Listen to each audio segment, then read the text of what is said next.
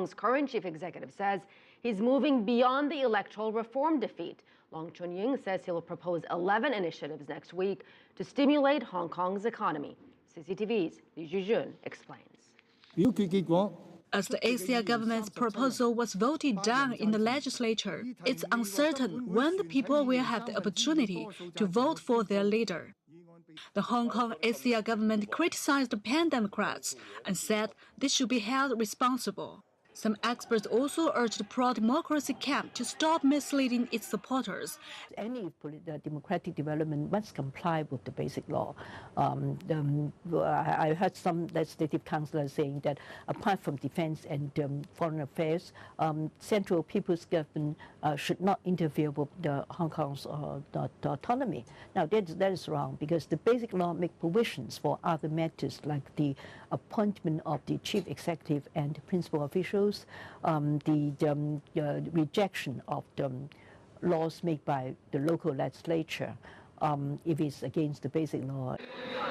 Meanwhile, some observers say the rejection of the bill also forces people to reconsider whether it's the best time for Hong Kong to make constitutional reforms.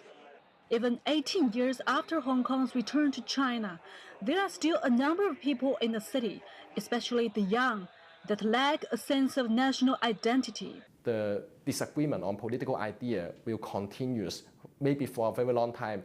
And as we all know, we are coming with two very important elections in the end of this year and next year. Therefore, what we need very urgently this moment is to have to compromise with a platform that can manage the disagreement in political ideas. Disputes over electoral reform have dragged on in Hong Kong for years. There are worries that if they continue, it will further strain the city's overall business environment. All Hong Kong people are losers in this. Commerce and industry is very worried about the political disputes continuing. After the Occupy Central movement, the tourism and retail industries were hit severely. The electoral package has been vetoed, but the disputes concerning the constitutional reform have not ended. Analysts say it's time to put aside the political differences because the divided city needs to heal and a lot of other pressing issues need to be resolved. Jiejun, CCTV, Hong Kong.